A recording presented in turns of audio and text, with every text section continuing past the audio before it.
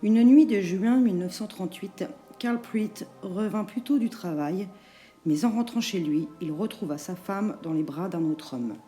L'amant s'enfuit rapidement en sautant par la fenêtre et, fou de rage, Carl étrangla sa femme avec une petite chaîne. Une fois calmé, il réalisa l'horreur de son geste et, pris de regret, il se suicida.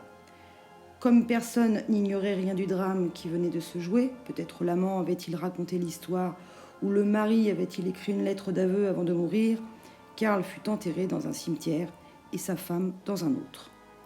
Quelques semaines plus tard, des promeneurs remarquèrent que l'esquisse d'une chaîne commençait à se dessiner sur la pierre tombale de Carl. L'illusion était due à une décoloration inhabituelle de la pierre, mais peu à peu, de nouveaux anneaux apparurent, jusqu'à ce que la chaîne finisse par tracer une croix. À ce moment-là, le phénomène cessa. Des habitants de la ville, qui craignaient que la pierre tombale n'ait été marquée par quelque puissance surnaturelle, demandèrent à ce qu'elle soit retirée du cimetière et détruite.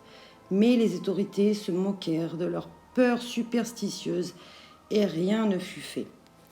Un mois après que la chaîne ait fini de se dessiner, de jeunes garçons allèrent jusqu'au cimetière en bicyclette et s'arrêtant devant les grilles, ils abandonnèrent leur vélo.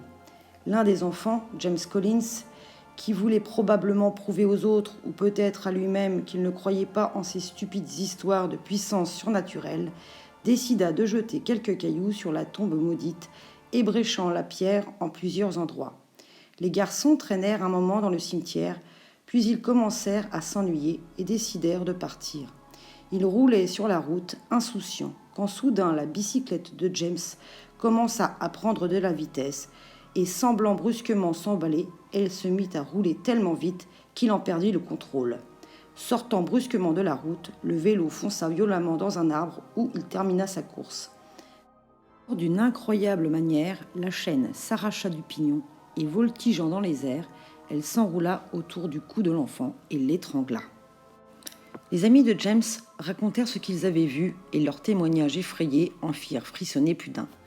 Quelques jours plus tard, en rentrant dans le cimetière, certains s'aperçurent que la pierre tombale était intacte, sans trace d'impact ni de fêlure. Le phénomène était si extraordinaire que l'histoire se propagea rapidement et bientôt des rumeurs commencèrent à courir que le fantôme de Carl veillait sur sa tombe et qu'il se vengeait de ceux qui osaient la profaner. La mort de James Collins brisa le cœur de sa mère. La pauvre femme avait besoin de comprendre, et comme elle ne pouvait trouver d'autre explication à la tragédie, alors elle finit par se convaincre que d'une manière ou d'une autre, Carl Pruitt était responsable de la disparition de son fils.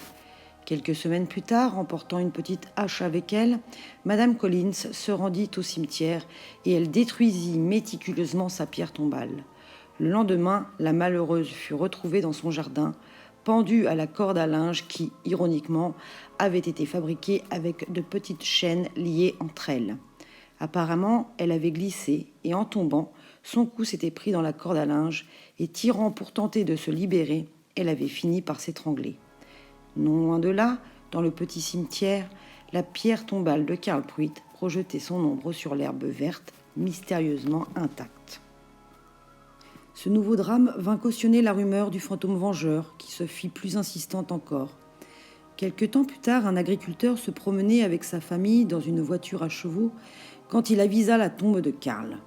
L'homme s'arrêta devant le petit cimetière et, affirmant qu'il n'avait pas peur des fantômes, il sortit son revolver et tira plusieurs coups de feu sur la pierre tombale dont il fit voler des morceaux. Affolés par le bruit, les chevaux repartirent aussitôt et, martelant le sol de leurs sabots, ils se mirent à courir tellement vite que le paysan finit par perdre le contrôle de son chariot. Comprenant que la situation lui échappait, l'homme cria aux membres de sa famille de sauter de voiture, ce qu'ils firent, puis il tenta de reprendre le contrôle des chevaux. Mais comme le chariot arrivait à un virage, il fut violemment éjecté de son siège et projeté en avant. Son cou se prit alors dans une chaîne du harnais et les chevaux, continuant à courir, sa nuque se brisa. Une fois de plus, Karl Pruitt était revenu d'entre les morts pour châtier celui qui avait voulu profaner sa tombe.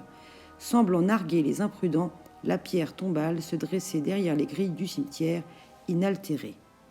Les habitants de la région avaient maintenant la certitude que la pierre tombale était maudite, et ils en étaient tellement effrayés qu'ils n'osaient plus s'en approcher. La situation était telle que, pour rassurer la population, le conseil municipal demanda à 2 policiers d'enquêter sur la tombe et sur les accidents qui y étaient prétendument reliés.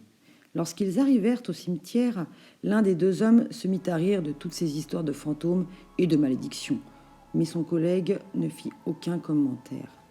Après avoir pris plusieurs photos de la pierre, les policiers interrogèrent les différents témoins, puis ils retournèrent au cimetière où ils avaient laissé leur voiture de service. Le plus sceptique des 2 hommes prit le volant, mais comme il démarrait, il remarqua une étrange lumière brillante juste au-dessus de la pierre tombale de Karl. Au début, il se dit que cette lueur était probablement le reflet de l'un des 2 feux arrière de la voiture, mais d'une surprenante manière, elle se mit à les suivre et quand il accéléra, elle parut l'imiter. Brusquement inquiet, son partenaire lui demanda de ralentir, mais le policier ne répondit rien. En fait, il ne l'entendit même pas. Les yeux fixés sur le rétroviseur, il regardait, terrifié, la lumière qui semblait gagner de la distance, se rapprochant inexorablement de leur véhicule. Soudain, la voiture fit une embardée et, sortant de la route, elle alla s'écraser entre 2 poteaux, puis fit plusieurs tonneaux avant de s'immobiliser. Éjecté du véhicule, le policier qui se trouvait sur le siège passager ne fut que légèrement blessé et se relevant péniblement, il commença à marcher vers le véhicule pour aider son partenaire qui n'en était toujours pas sorti. Malheureusement, il ne pouvait plus rien pour lui. Une chaîne qui était suspendue entre les 2 piliers avait brisé le pare-brise et elle s'était si violemment enroulée autour du cou de son collègue qu'elle lui avait pratiquement coupé la tête. Après cette nouvelle tragédie, tout le monde évita prudemment le cimetière. Un seul homme osa défier la malédiction, et il fut le dernier à s'y risquer.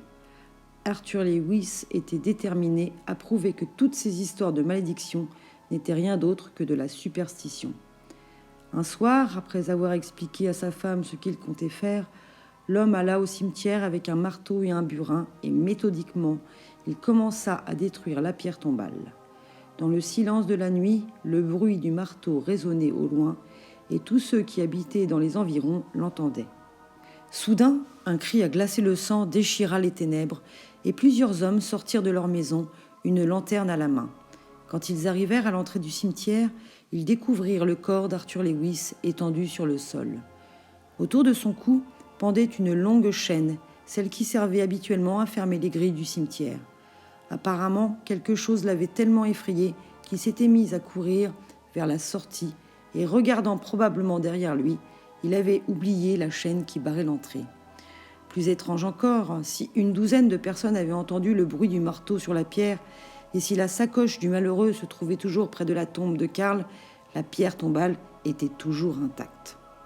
Après les événements de cette nuit tragique, tous les corps enterrés dans le cimetière furent déplacés et enterrés en différents endroits. Avec le temps, les gens oublièrent l'histoire de la pierre maudite qui disparut peu à peu sous de mauvaises herbes jusqu'à en devenir indiscernable et en 1958, une société minière la détruisit sans même s'en apercevoir.